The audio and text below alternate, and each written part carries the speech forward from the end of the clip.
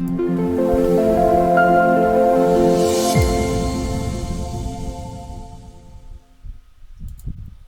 everybody. This is Justine Case of American Newscape, rejoining our friend Scott Dudley for American Consciousness. Hello, Scott. Welcome back to American Newscape. Hey, Justin, so glad to be here. Glad to talk to you every week. You're like, you know, it would be therapy, but you don't charge. Yeah, So, yeah, poor man's therapy.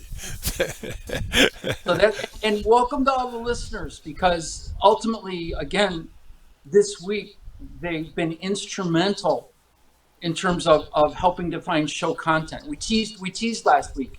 At the end of the week, we're like, yeah, let's talk a little Tina Turner. What's love got to do with it? So I started reaching out to people, and which is kind of what I do now. Everybody's my co-producer. If I see you, run into you in the grocery store, you're tagged, you're my co-producer, because I'm like, okay, so we're gonna talk about love. What do we need to talk about? This was an interesting week. Well, absolutely. We Go ahead. I'm stepping on your toes already, Scott. I got really big toes. But so it was. Here's an interesting thing. Everybody picked a different facet or a different element or a different style of love. Some people went straight boogie fever. Like I said, love, not sex. What's going on here? And but they went right to it. That was like when I asked about love, that was their topic.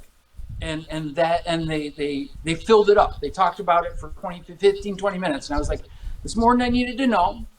But show content is show content, so I'm here for it.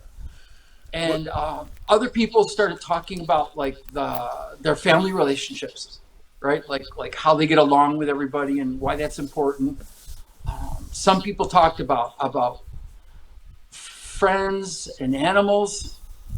Some people, one of the better ones I got was like, it's about the Beatles. And it's like, what are you talking about? All you need is love. Is this cute or what? And they were like, well, no, think about the Beatles for a minute. John was all about humanity love. Everybody loved it. The whole world loving each other, right?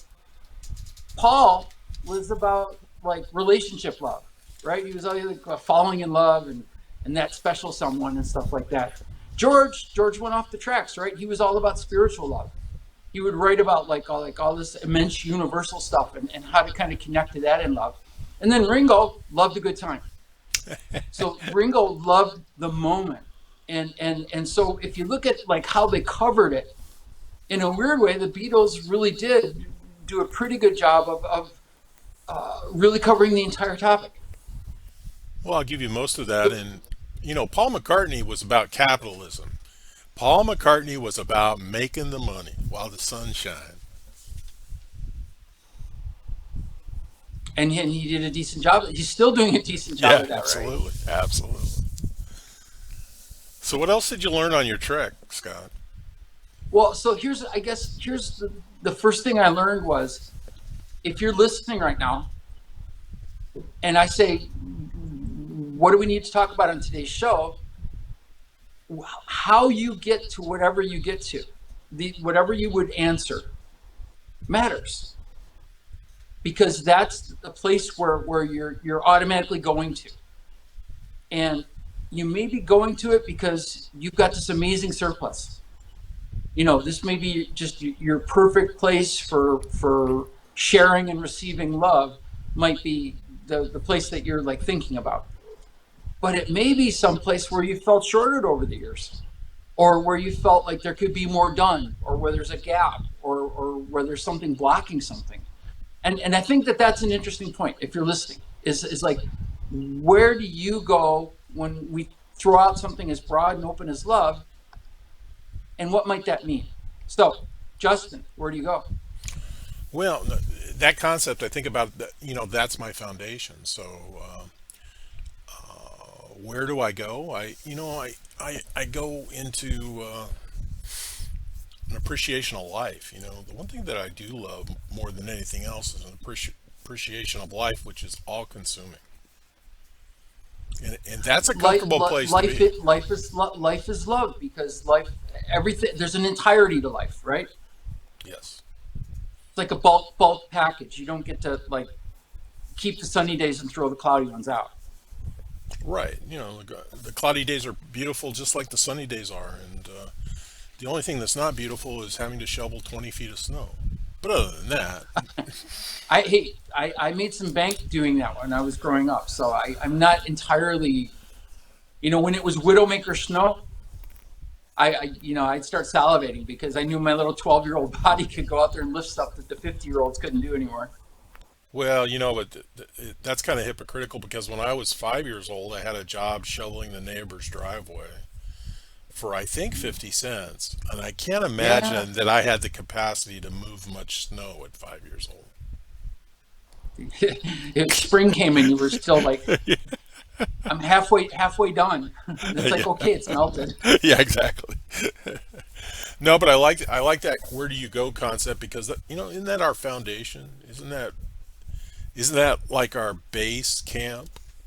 We go to our base camp to try to ascend the mountain or get on with life or enhance our relationships. And aren't we all uh, aren't we all responsible to try and love as much as we can this lifetime? If you could think of love as a way to kind of repay the gift of being alive, Yeah, and yeah. frame it in that way, then I think you're off to a good start.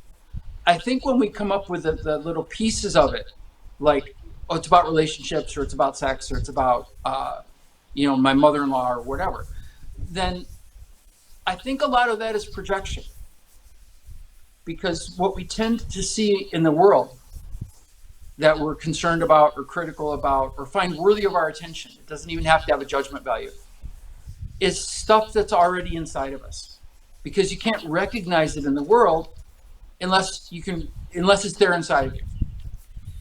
Well, and I think people can mistake love for obsession. If you're a football fan and your world evolves around the Dallas Cowboys, that's not really love. That's obsession, right? Well, at this point, it's almost sadomasochistic. It's been a tough few years here. Jerry Jones. Oh my. Says the Lions fan. Okay, so I'm having a moment in the sunshine. I need to enjoy it. Yeah, but you don't love the Lions, No, Scott. no, Yeah, yeah. absolutely. I'm And fond of it. well, and I think I've always talked about it's a gift when you let others love you. It's and maybe that comes from the interaction with pets. Once you adopt that pet and you let it love you, and then you start to reciprocate those feelings. But it's as much a gift to let others love you as it is to love others. I think the ability to safely accept that, and not be taken up by the agenda, right?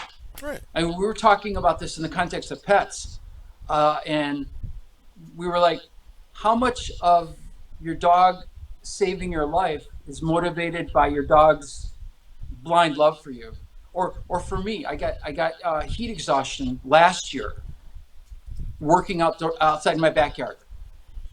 Every time I go outside my backyard now, to this day, Luna stands at the back door and meows and meows and meows and meows loud until I get back in, and then she still meows at me a little bit. And we were kind of go back and forth on this, and how much of that is, wow, that cat really loves you, Scott, and how much of that is that cat practically realizes that if I keel over, nobody's going to give her dinner. No, Luna sees Luna recognizes that you need a lot of help, Scott, and she sees you as one of her kittens.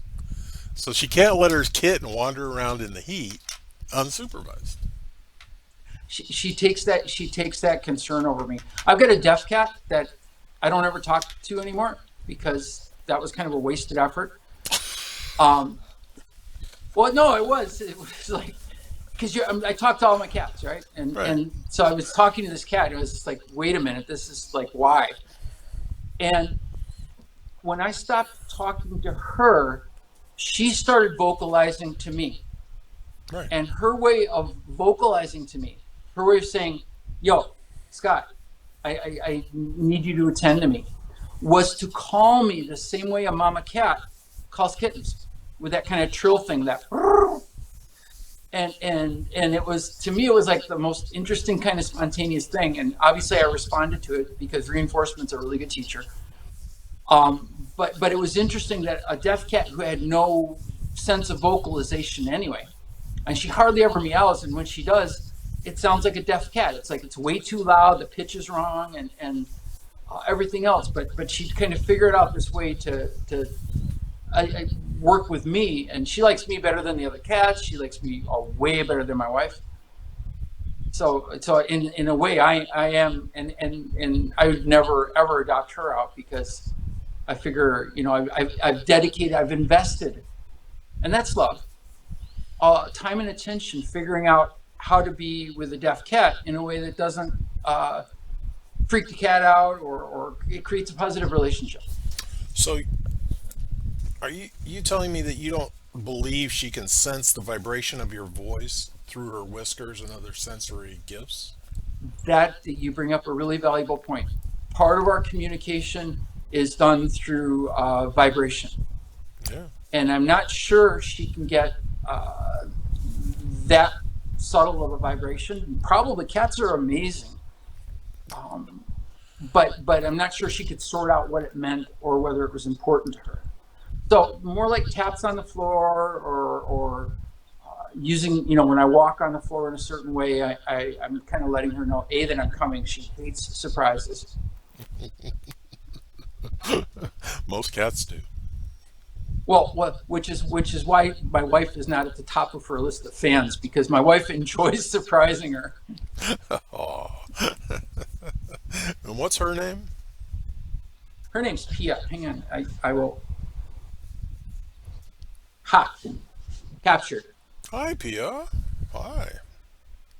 Oh, White thank you. cat, genetic disability, partially albino. It's kind of a form of albinoism, Yeah. It's a cutie. and deafness was part of it. Well, I My had my an my youngest found her out on the streets, and we were like, well, we can't very well put her back out there. So inbred, overbred German Shorthair Pointer that I was going to train to be in the field with me. And when he was about 4 months old, I recognized that he was deaf. And I thought, he's not going to be a field dog. So, we are switching to hand signs like yeah, today. no, he was not a happy dog. I do believe that he was just thoroughly inbred, and which was too bad. That was just me being stupid. Is it easier to love animals because they're less complicated, because there's less obligation? I, well, not for me. I've become, particularly as I've gotten older, much freer with that emotion. I have no problem loving friends and telling friends that I love them, but it's certainly different from the aspect of the way I love my wife. But it's still, it's an important emotion for me to share with those close friends. And pets, yeah, I love my pets, but it's a different type of love, and I can't imagine any of it would compare to the love of a mother has for her children. So there are different versions and flavors of this. Absolutely, absolutely. What about neediness? What about, so, like, my wife, bless her heart, she loves me. But if I engaged in certain behaviors, which we won't go into here, um, that might be a little bit. I could see her setting up a boundary and saying, not necessarily saying I still love you, but I can't be around you, but saying, like I loved you conditionally. There were certain, I needed you to be certain things in terms to make this work. You're not doing that. Well, that's not a simple issue to dig into, but there is a beauty of unconditional love. And Well, granted, my dogs and cats will love me even if I'm a complete jerk, and to a certain extent, probably my kids. right, and probably your wife as well, because it's there's a burden. There's a burden on if someone we love has a behavior that really is imposing upon us, or It is, threatens us, threatens our yeah, safety, threatens our security. right. I think if we honestly love them, we need to communicate that out. And if they honestly love us, there we're getting to the bottom of it. They're going to be in a place where they can communicate it as well. I've been told several times about certain behaviors that this needs to stop. And at that moment in time, I either stopped that behavior or had to start reassessing the relationship. It's kind of sad that those are your truly endearing behaviors that you're really good at, right? Well, or moronic behaviors I had grown fond of, let's say. But you were still skilled. The Well, yeah, talent was there. the talent was there. Well, the willpower was there to change my behavior, which we were taught as Yeah. children. We were taught you're not going to do this as children, and we either accepted it, we accepted it, period. And that's Yeah. why I worry about some of the younger generations. It's why I've always had an issue with the gold star generation. We need to be monitored. We need to be molded. I think parents have a responsibility of molding us, and that's part of love too. That came up in some of my conversations. But for example, I've got a grandmother who feels a sense of loss, feels a sense of regret, probably, uh, because the traditional values that allowed grandmas to be venerated, parts of their house, parts of their community, have got lost somewhere in between Homer Simpson and SpongeBob. Okay, okay, but And so she doesn't feel venerated. She feels dismissed. She feels, and it hurts her. but you all love her, right? Well, it's not my grandma, so I, But you still love her. do they still love her?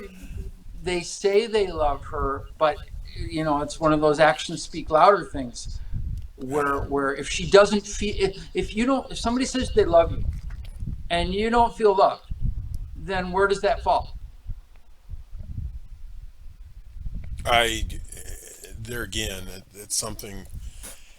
That's why therapists make their big money, but that's why communication is so so important. Well, yeah, and again, I think it speaks to our neediness. So I think somebody who's able to love life, as you were kind of suggesting earlier, their cup's overflowing, and so they're not really too worried or desperate or hurting to have other people love them because the cup's already full. And if somebody loves them, they're okay with that. That's beautiful. It's wonderful. But it's not filling a need because they've already covered that themselves. I think so. Maybe self love is the first part of love. Well, I agree, and me to say that when I was younger, when I was a younger adult, love was a very intimidating thing for me. So if people of the opposite sex said they loved me, I was very defensive to that. That was a responsibility I did not want to necessarily take on because I didn't quite understand it. It was Because it nothing sounds wrong. like a really high bar, right? Well, exactly, and I think now that I'm older, it's like, well, thank you. I appreciate that, and we do. We do appreciate that. So we do mature. No matter where people find themselves, and Grandma has matured as well. She's had how many years to assess how she feels about all these things, and she feels she's missing out on something that her grandmother got to enjoy. Well, society evolves. Yeah, I would say that that's certainly a part of it. And ultimately, do we hold people responsible for not filling us up if they haven't got that gear? And that's a tough one, right? If that's not something that they're, you know, go get a dog. Well, you know, you and I have seen plenty of relationships and marriages where the husband and wife don't necessarily love each other, but that relationship works for them. Absolutely, love does not have to be, and ultimately, I think if you're in a relationship with anybody for 20 or 30 years, the flavor of love is going to evolve. I Well, mean, I don't see too many old folks that are still infatuated with their partner, I right? There's a some I of them can get it, some of them can get there, but I see a lot of them that are much more practical well, yeah, and but respectful. I do see a lot of that. I mean, that's why some partners, you know, when one partner dies in their 80s, the other partner follows close behind because they get in a place where they don't believe they can carry on without the other.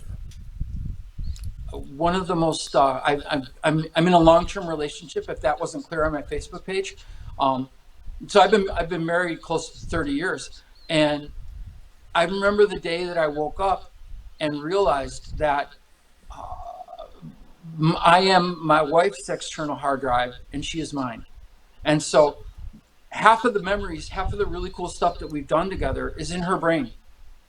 And if I ever lost that, that would be part of what I had to mourn. Part of what I had to get through was just the reality that so much of what we've shared was entrusted to her. And that's what makes the relationship special is we've got all this common ground stuff from unique perspectives. Well, true, but you know, she's helped create you and you've helped create her. You know, you have evolved in those 30 years to the point that, you know, it's remarkable. And you're not who you were 31 years ago, and neither is she. No, absolutely not. And that is a part of kind of the evolution of this as we go, right? Well, right, because you and I both, even though we're in our 60s, have a lot of little boy in us. I mean, my gosh, you collect rocks and tumble rocks. And, you know, we talk about our cats like they're, you know, gods of a certain order. And, you know, sometimes it takes people to tolerate that behavior in us, but sometimes it endears us to them. I would say that part of being in love with life is having a playful stance, Oh, I agree. is not taking it life and death seriously, is not getting too ground because there's so much negativity that you can find as much negativity as you can find. It is endless. It is boundless. Suffering is endless. It is boundless. But is that what really life wants or needs from you? Is to walk around and be like Gran Torino, get off my yard, grouchy all day? I don't think so. No, I I agree. think if we're in a relationship with life, then we owe life our spark, our joy, our ability to see the beauty in elements of life without being completely gaslit by it, right? Without being, unaware of elements that really do need to be felt, man, sometimes need to be dealt with. You know, absolutely. And, you know, as we get older, lots of factors like pain and lack of sleep, and there's so many things that can play into it. But in a loving relationship, you need to recognize that. You know, I'm not a total ass today. I just kept her from sleeping last night. Yeah, the whole tossing and turning thing has impacts. It ripples. Yeah, no, exactly. And I think we come to understand that. So somebody that's struggling at that 8 year mark or 9 year mark, you know, I would just really encourage, if they were friends, I would encourage them to take a couple step back and just assess it. You know, assess the good and try and remember. It's just like you and your wife sharing those memories. That's priceless. You know, and I find that all the time, even from old business colleagues and things like that. Oh, yeah, I forgot all about that. Oh, yeah, oh, yeah. It's like a gift. You know, let me tell you what's in, you know, go back to your grade school friend next time you have a chance to speak to them and tell them what you appreciated about them from that time. And you'll be surprised how well that plays with them. I was thinking about something that happened when I was like 5 or 6 years old the other day, And I realized how etched that is. I was a little bit worried because I was like, is this the first sign where that's all I'm going to remember is when I was 5? I'm not remember like where the grocery store is or where my Well, car keys are. Or, that, maybe, but you could always come here and we'll remind you who you are and what your name is, so it'll be safe. It'll be a safe place. yeah, yeah, absolutely. It is. I think we owe it to ourselves. At the end of the day, you can't go to a large retail manufacturing store of low cost products and find love on the shelves. No. You can't even go to a high end place and find love on the shelves. You can't put it on a credit card. You have to create it. You have to find it existing and then recognize it, because that moment, that tree, that person, that flower, that smile, that awesome book, that incredible song, all of those things are just existing until you notice them and give your attention and say, wow, I'm just so moved by it. It is, I love that song. I love this moment. And then you've created love. Well, That's yeah, the only place it comes from. That's the absolutely. only place it comes from. Find it and savor it, because it doesn't get any better than that. If you make $1 billion, it doesn't get any better than, that fulfillment from love. Wait, are our royalty checks rolling in yet? Is this something we need to talk about? Absolutely, absolutely. Upwards to maybe $1, and Future topic: how we became billionaires doing American consciousness. I'll circle that one. okay, okay. This is the beginning. This is the beginning.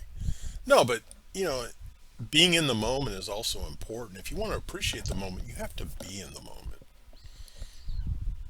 And just doing that is love.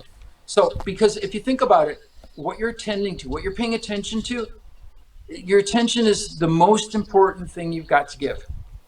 If you think about it, if you're not paying attention to something, you're basically disregarding it. So the minute you started paying attention to something, you're saying, I love this thing enough to pay attention to it. So if you're doom scrolling negative news, or Okay. if you're out there judging people and walking around in a grouchy mood all day, or if the person cuts you off in traffic and you're like, that person hates me and they did it on purpose, and now you're flipping them off or whatever, that's attention. You're using your attention and saying that I love being angry, and it's justified because somebody wronged me, right? That's one of the interesting things to me, I think, is that whatever feeling that you get, there's love in it. And think about sadness. This person died, and I'm really, really sad because I love them, and that love is telling me, the sadness says, you love this person, or you wouldn't even notice or care. Anger. Somebody is going after something that I thought was mine, that I believe belonged to me, that I value, and they're threatening it or taking it away or hurting it or doing something to it, and now I'm mad. That's love. And you think, wow, how could love come from anger? But there it is. So not only the joyful, happy stuff, but if you think about other types of emotions, there's usually some root of love hiding in there. Well, particularly if there's not a toxicity to it. I mean, road rage is just a toxic environment you don't want to find yourself in. Do you want a trick? I got a road rage trick. Okay. Anytime somebody does this, and we live in a city that half the time is so hot that people are violating all the laws just because they want to get home, and half the time it's full of people who don't normally drive in our community, and they're not very good drivers. Yeah. And so we get plenty of opportunities where we live. And here's my trick: whenever somebody does something that even something that like I have to slam on my brakes because they're in my way or whatever, I think they must have something so important going on right now that it's distracted them or it's caused them to drive in an erratic manner because they're so worried. And when I do that, it takes the pressure off of me. It's like this wasn't cut Scott off day. It was My mom just called and she thinks she's having a heart attack day. And that person's like urgently trying to get home, cutting people off in order to deal with what is potentially a very dangerous and scary emergency because they love their mom. Wow. And to me that's like I can drive without getting amped up, without getting boiling, without feeling like people are out to get me. Well, as long as they're not an endangerment to others, I'm okay with it. But you're right. It's much easier just to let that go, to not even harbor an emotion of anger, rage, toxicity, any of that. Well, but that's a tendency, right? When things don't go our way, the way we expected, the way we desired, the way we would have loved for them to go, then that feels threatening, and then we tend to personalize. The checkout lady at the store is deliberately not scanning as effectively as she could, and I've got stuff to do, and I don't want to get stuck in this line. And why am I three people deep in this line? Um, and all of a sudden it becomes about us. Yeah. And guess what? The universe is not about you. I've started to sense that it isn't all about me, and I'm not the center of it. Damn I'm almost glad. That's like so much responsibility. it. Yeah. Yeah, no kid. No kid. But if you're in a rush and going to the store, you should not be there in a rush. You should just go say hi to your friends, get your shopping done, come drive home safe, and don't partake in road rage. This is like wisdom I'm sharing with everybody. Just say no. Because you have that option, because you have that choice. Right. And ultimately, I would say if you love yourself, you don't put yourself in positions where you get enraged Right. because it's toxic. It's not good for you. Oh, absolutely. And let's put jealousy in that same category. Oh, yeah. Jealousy is a fairly not very beneficial emotion. I'll give you jealousy in a nutshell. If my wife was happier and more fulfilled being with somebody else, I'm completely supportive of that because I love my wife. I want her to be happy and fulfilled. And Absolutely. if that choice is with me, I'm down with it because that's my choice.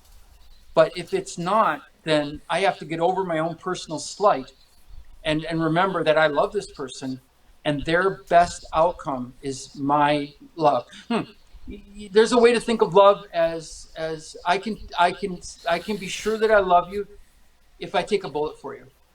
Not if I just say I'll take a bullet, but if honestly, if that moment came, I would do that. We had he was a good friend of mine, very famous congressman from this area. His name was Bob Filner. And, I ac- remember about. and after Gabby was shot, he came to an event and security was raised. And he and I were sitting in the back of his car talking and catching up. And he looked at me and he said, "Would you take a bullet for me?" And I said, "Absolutely not, Bob, but I would avenge you." And Bob thought that was funny. That's actually a pretty good answer, and it's a good differentiator, right? It's like that self-sacrifice versus I care for you enough that I would try to get this right in the end. Right, absolutely. That's all I can Not that it do. might, obviously, if you're like sitting in a box in the dirt somewhere, it may not matter that much to you anymore. Right, and there would be no justice served if we want to call that. But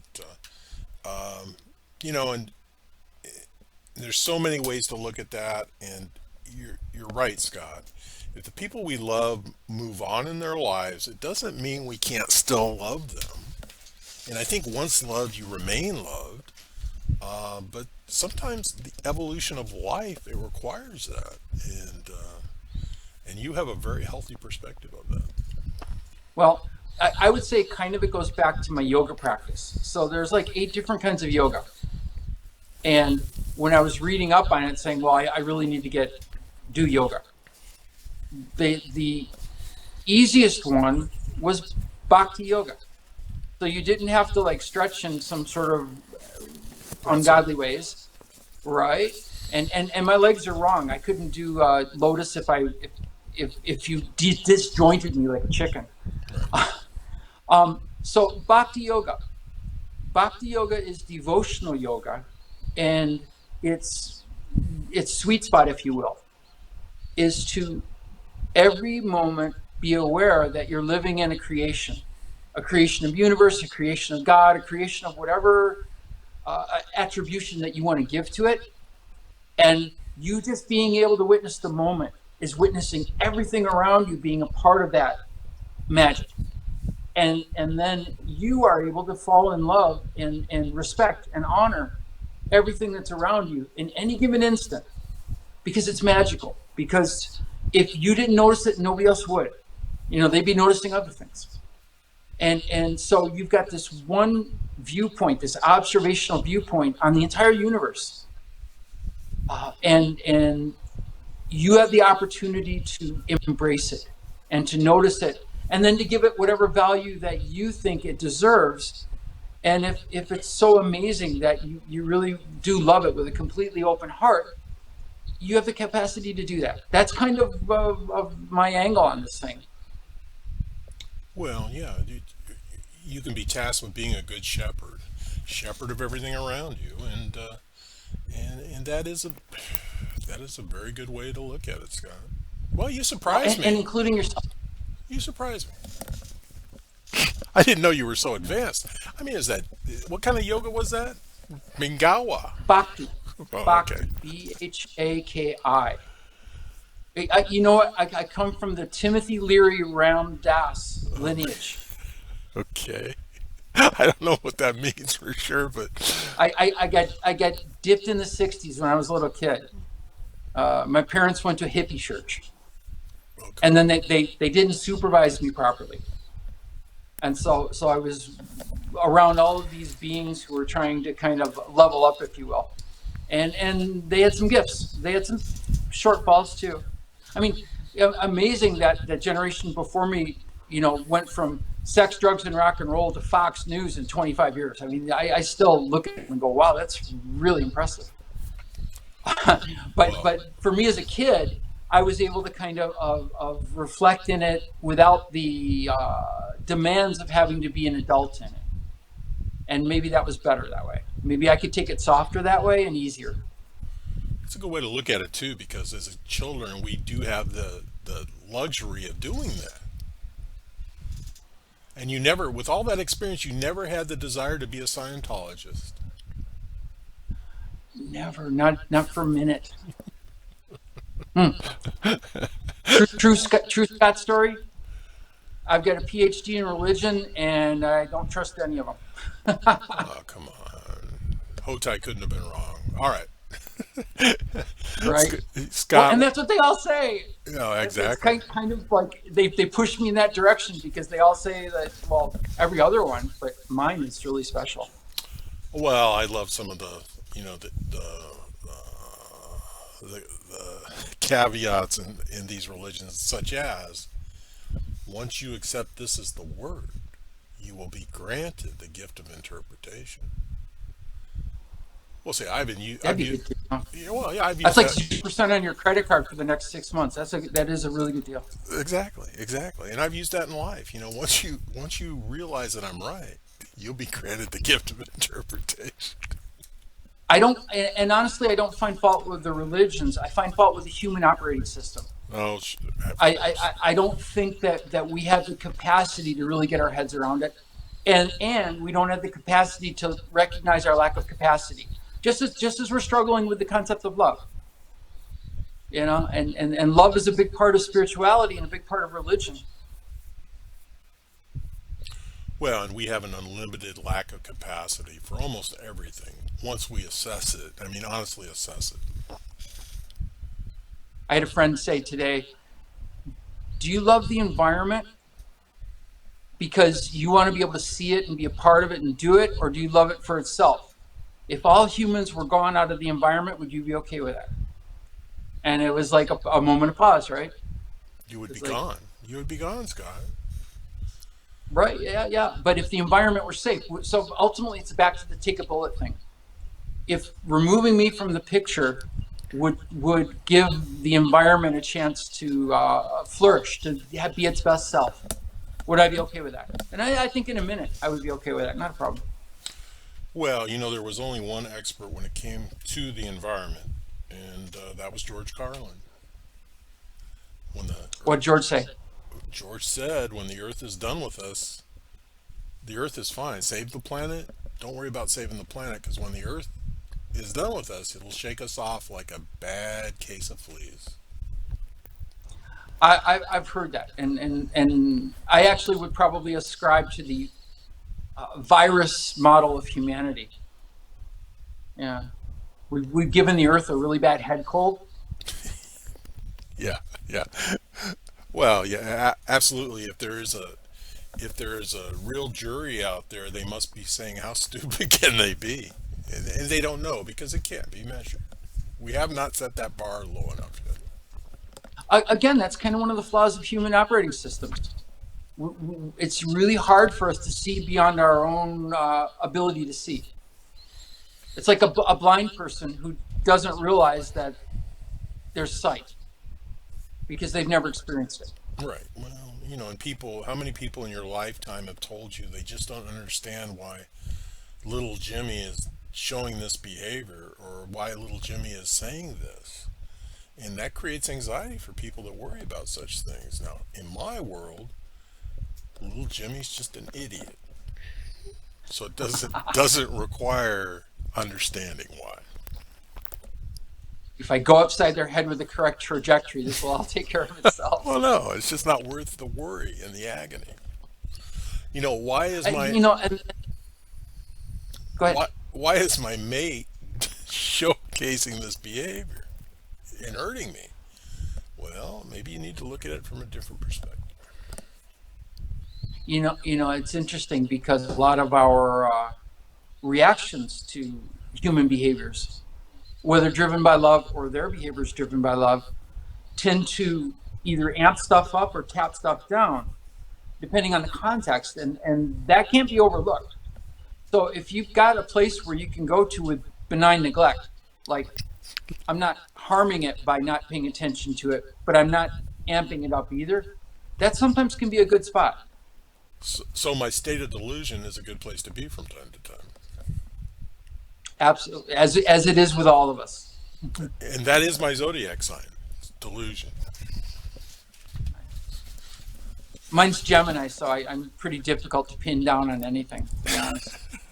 Kind of wish you And was. and Mercury is in retrograde, so I'm at home right now. So you should have been a politician. I was born in Mercury retrograde. If Mercury retrograde stayed like all the time, I would have been a really good politician because I can communicate because this is like my where I was born into. I get all messed up when it stops retrograde. Oh, okay. Well, you could be a seasonal politician. There that would be perfect. I mean, good retirement gig. Yeah, there you go. There you go. All right, Scott. Why don't you give us a couple tools to be better lovers, so to speak. All right. I would say you got to be honest with yourself and then really try to love yourself.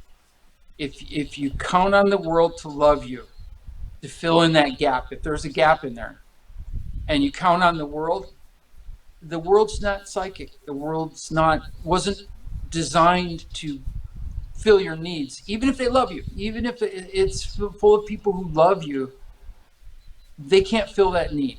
It has to start with you. I would say that's the first thing. Then the second thing I would say is never miss an opportunity to love something and to express it, to be honest with yourself and honest with whatever you're loving and say, you know what, I love you. Whenever I interact with a person or a pet or anything that can kind of hear the words and get it, I try to say it because it's important for them to hear it, but it's also important for me to hear it because it's important for me to recognize that I've got so much capacity for loving. And what would hold me back? Nothing deserves to hold me back. Nothing gets that privilege. I get to be who I need to be. And if I want to be a loving individual, that's what I get to be. That's a great aspiration for all of us, Scott. We're going to swing this, and next week I'd like to talk about safety, because I think safety is an underlying thing, and when we consider it, we have to consider not only rational safety, like what is really dangerous, but we have to think about how we're going to manage that, and what we might do to kind of put it in its perspective so it doesn't constantly kind of worry us or haunt us. Well, sounds like a great topic going forward. So, hey, Scott. Everybody, this has been Justin Case and Scott bringing you American Consciousness. Thanks for joining us. Remember, additional information and links are provided in this video's read more. Today's the day to subscribe to this channel, love something, and please learn more about Scott when time permits.